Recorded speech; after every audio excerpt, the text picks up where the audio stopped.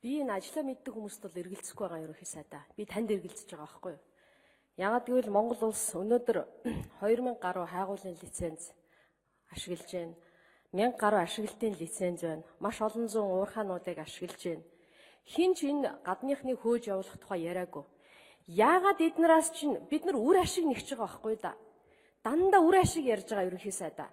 Та бидний үгийг бол дандаа гойволдог. Популистууд гэж хэлдэг. 1000 гаруй уурхай ашиглаад ийм олон лицензтэй ийм их баялаг гаргаж иж яагаад бид нар хямраад байгаа юм бэ? Яагаад шингэлтэд нэг цэцэрлэг барьж чадахгүй байгаа юм бэ гэдэг асуулт байхгүй юу?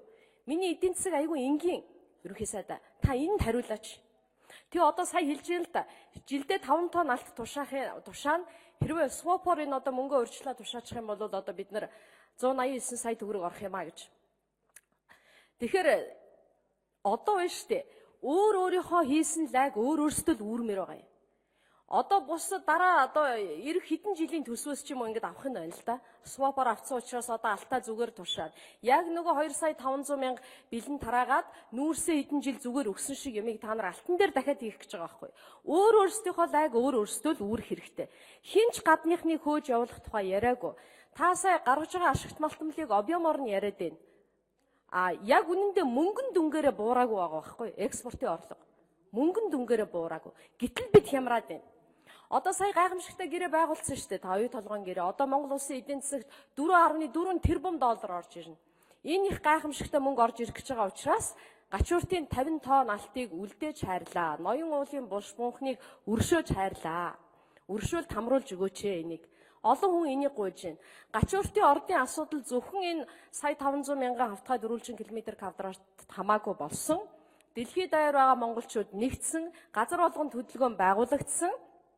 Хэрвээ та нарын ноён уулыг хулгайлж авч явах гэж байгаа бол ер нь энэ монголчуудыг юунд дурейлан дуудаж байгаагаа мэдэрч мэдж гин үү ерөнхий сайдаа.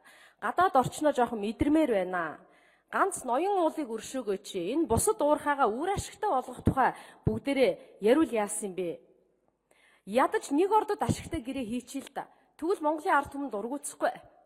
За энэ ордод ийм ашигтай гэрээ байгуулад ингэж хямрлаас гараад ингээд Монгол ямар ч байсныг цэцэрлэг сургууль өнөө маргаашийн хоол ундны орон гэрний асуудалгүй болчвол монголчууд таны өдөөс юм ярихгүй л дээ. Энэ 25 жилд энэ ордоо ашиглаад байсан газраа ухаал сэндичээд байсан үр ашиг нь юу вэ гэж хүн болгон асууж байгаа байхгүй юу? Энэ чинь маш энгийн эдийн засгийн асуулт шүү дээ. Энэнд л хариулаад өгөөч гэдэг. Хоёрдугаар цэвдгийн судалгаа хийгдсэн үү? Цэвдгийн судалгаа гэж баахан ярьсан. Энэ асуудлаас болж өмнө нь буцажсэн. Энэ манай Монгол улсын энэ Сэлэнг аймгийн энэ хэсэгчин дээр Сибирийн одоо мөнх цэвдгийн өмнөд зах нь юм бэлээ. Хэрвээ өчүүхэн төдий салхи, өчүүхэн төдий газрын өөрчлөлтөөр эвдэгддэг ийм цэвдэг юм бэлээ. Хэрвээ энэ цэвдэг эвдэгдвэл Монгол орны ногоон бүсэд гамшиг учирна гэдгийг цэвдэг судлаач мэргэжилтнүүд миний өрөөнд орж ирж суугаад ярьсан. Энд хариулаач. Буруу зөв мессежийн тухай та их ярих юм аа. Хүнд буруу мессеж өгөн, зөв мессеж өгнө гэл. Энэ тийм чухал биш шүү дээ. Бид өөрөө ямар байх л маш чухал байхгүй юу? Хүн биднийг юу гэж ойлгох нь тийм одоо номер 1 асуудал биш. Бид өөрөө юмаа зараад, мөнгөө олж аваад тэр мөнгөө үр ашигтай зарцуулж чадах л ёстой байхгүй юу? Түүнээс биш бид нарыг одоо нэг тийм мессежний асуудал аягүй их ярих юм. Тэр эхлээд өөртөө одоо өөрийгөө зөв ойлгоод бодит байдлаа их зөв болгомоор байгаа юм л да. Тэгээ мессеж бол яг дараагийн асуудал. Бодит байдал зөв байвал тэргүй зөв мессеж хүрнэ, асуудал зөв болно. Бид маш эрүүл юм ярьж байгаа байхгүй юу? Энэ бол популизм биш ерөнхий сайдаа. Та энэ эдийн засгийн асуудал